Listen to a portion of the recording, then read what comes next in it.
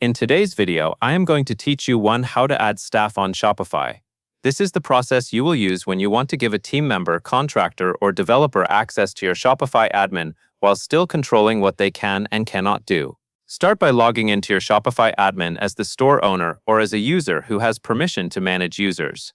Once you are on the main admin screen, look down to the bottom left corner. Click Settings, which appears as a gear icon. This is where Shopify keeps the controls for your store setup, including user access. Inside Settings, select Users and Permissions. This page shows everyone who currently has access to the store, along with their roles and permissions. From here, you can add a new staff account and decide what level of access it should have. Next, click the Add Staff button. A form will open where you will enter the staff member's details. Type in their full name, then enter their email address.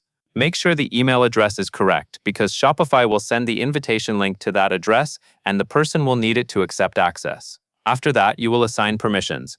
This is an important part because permissions determine which areas of your Shopify admin this staff member can view or edit. Choose permissions that match the person's job responsibilities. If this person is a primary developer or a trusted lead who needs broad access to help manage the store, you can select the option that provides higher-level access appropriate for that role.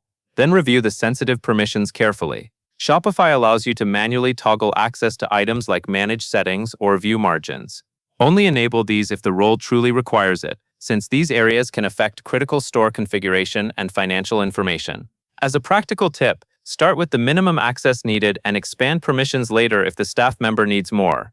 When everything looks correct, click Send Invite. Shopify will email the invitation to the staff member and they will have 7 days to accept it before the invite link expires.